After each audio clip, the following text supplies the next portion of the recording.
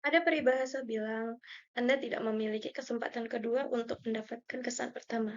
Seringkali kesan pertama itu berasal dari kata-kata. Baik, inilah topik pembahasan saya hari ini. Assalamualaikum warahmatullahi wabarakatuh. Perkenalkan, nama saya Nurhalisa Putri Kajumi dengan judul Pencemaran Air Sungai di Desa Sungai Pinang Baru, Penyebab, Dampak, dan Strategi Pengelolaan Lingkungan.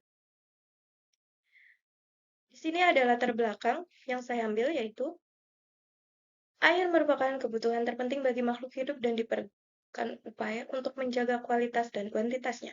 Manusia selalu membutuhkan air untuk bertahan hidup. Aktivitas manusia tidak dapat dipisahkan dari air seiring bertambahnya populasi, kebutuhan akan kualitas air juga semakin meningkat. Keadaan sungai yang semakin tercemar dapat memprihatinkan mulai dari bau, kotor sehingga tidak layak untuk dimanfaatkan. Berbagai kegiatannya dilakukan oleh manusia, mendorong terjadinya penurunan kualitas air sungai, mulai dari kegiatan industri, rumah tangga, pertanian, dan sebagainya yang dapat menghasilkan limbah yang dapat memperburuk dan mencemari sungai. Selain itu, kita juga perlu memperhatikan terhadap aktivitas pertambangan dan penggundulan hutan. Hal ini dapat menyebabkan peningkatan pencemaran air sungai. Karena salah satu penyebab utama pencemaran air sungai adalah manusia yang melakukan segala macam aktivitas.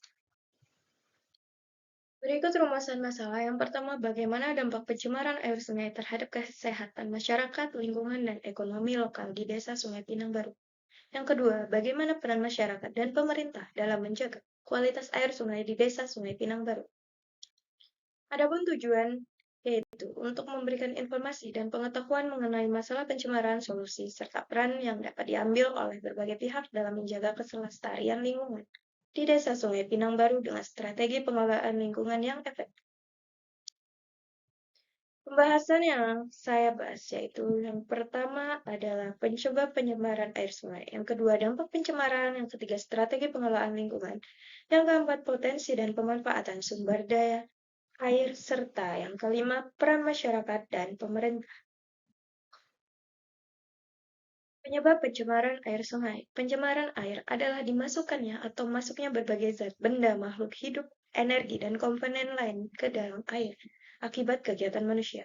Yang selanjutnya menyebabkan penurunan kualitas air hingga ke tingkat tertentu sehingga air tidak bisa digunakan sesuai dengan peruntukannya. Penyebab pencemaran pada Desa Sungai Pinang Baru yaitu berasal dari limbah domestik, rumah tangga, pertanian, dan aktivitas perikanan. Dampak pencemaran yang pertama, menurunkan kualitas air sungai karena telah tercemar oleh sampah-sampah serta zat kimia yang dibawa dari limbah rumah tangga.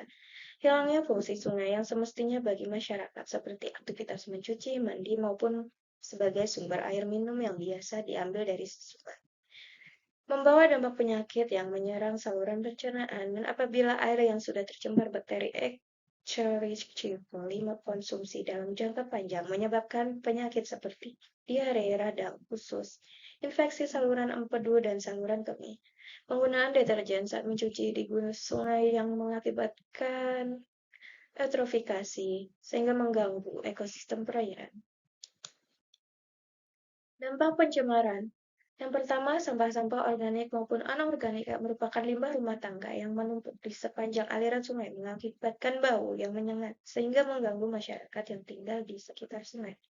Yang kedua, membawa dampak penyakit yang menyerang saluran pencernaan dan apabila air yang sudah tercemar bakteri Escherichia coli konsumsi dalam jangka panjang menyebabkan penyakit seperti diare, radang usus, infeksi saluran empedu, dan saluran kemih. Sampah hasil limbah rumah tangga akan menyumbat aliran sungai sehingga apabila masuk musim penghujan, intensitas air tinggi akan mengakibatkan sungai meluap sehingga terjadi banjir yang mengenai daerah sekitar sungai. Hal ini tentunya juga akan merugikan masyarakat baik secara materi maupun non-materi.